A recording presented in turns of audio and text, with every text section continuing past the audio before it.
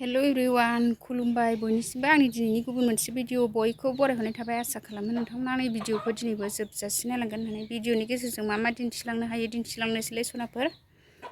मोजां मोनोबा like comment आरो शेयार खालामना होलांदो थुदो लोगोफोर बिदिबा भिडिअखौ जागायनोसै मा मा दिन्थिलांनो हायो दिन्थिलांनोसैलाय लोगोफोर ना सायबाय आंहा दिनैहाय ना जानोसै फुख्रियाव ना मानै लायदोंमोन लोगोफोर नै नाखौ सायनानै लाबाय फ्राय जानोसै नायानो देराखै दाबो नै फिसा फिसाथार लोगोफोर आंहा दिनैहाय थारुन ओंख्रि जानोसै नै थारुन हानानै लाबाय आङो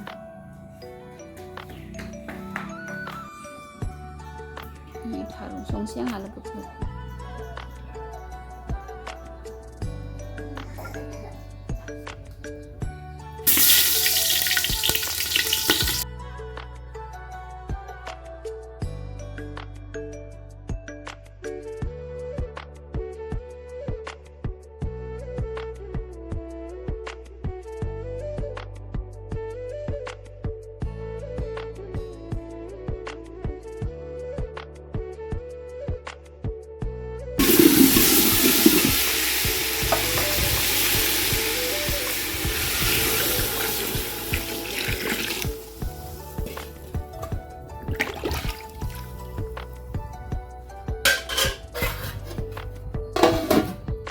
खायलाबायसै आंसो लोगोफोर खायलायाबो मोनजोब्बाय नै बायनायसोमोन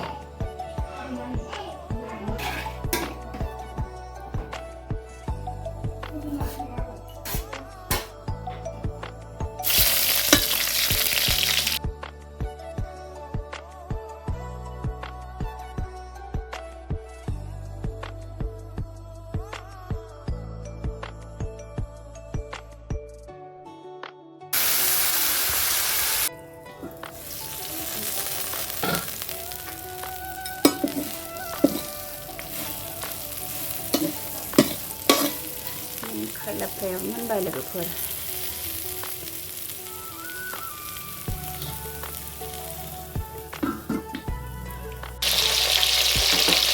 ना फ्राय आंहा लोगोफोर माखासे एवखांबाय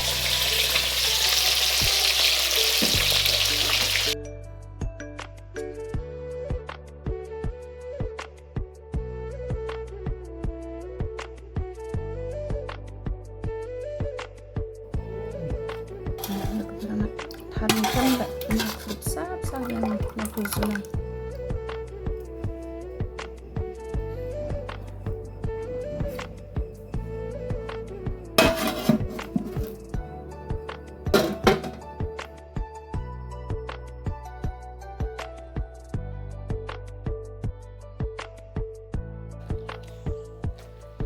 लोगोफोर नै दैयाबो उसि हरलायथारलायबायहाय दिनैबो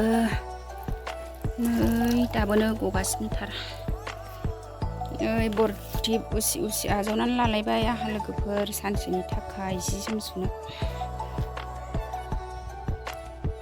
गथ'फोरनि ड्रेस सुनो मोजां जायो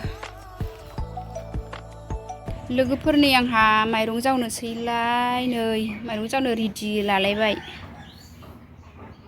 लोगोफोर आंहा नै रेडि लालायबाय माइरं जावनो माइरंआथ' जोबाखैमोन लोगोफोर माइरं जावनांगौ थाबाथाय खामानि दं मोनो नालाय ओंखायनो नै जावनानै लानोसै आं माइरं जावनांगौ दंबाथाय माबा मोनसे दं मोनो आरो लोगोफोर माइरं जावखानायानो बुरजा दं ओमफ्राय आङो बेखिनि दंबावो नालाय ओमफ्राय बेखौ जावखानानै दोनसै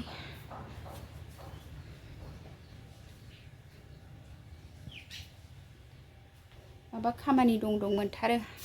माइरं जावनांगौ थाबाथाय ओमफ्राय जावनानै दोनजोबनोसै आं दिनैहाय लोगोफोर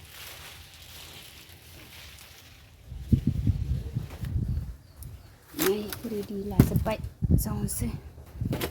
बाराबो खोलो खोलो मोजांथार माइरं जावगोन जायगायाव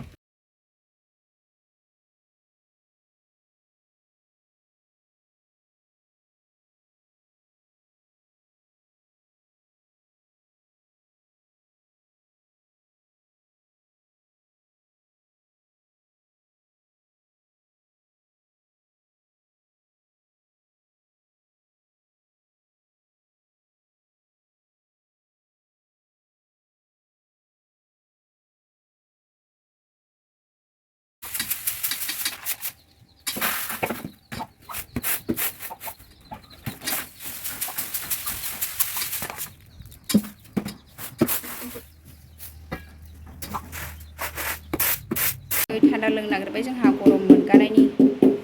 माइरं जावनाया एसे थान्दा मोननायनि जि गरम ना बोथोरा लोगोफोर थान्दा लोंसै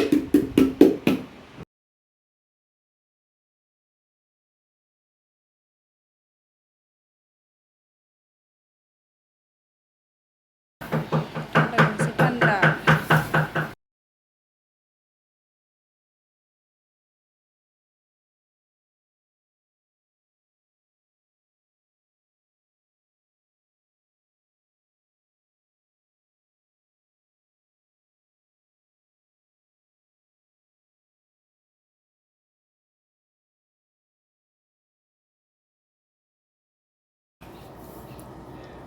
सनाफोर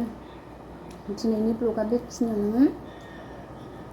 बाय बाय नेक्स्ट लोगो मोनफिनसिगोन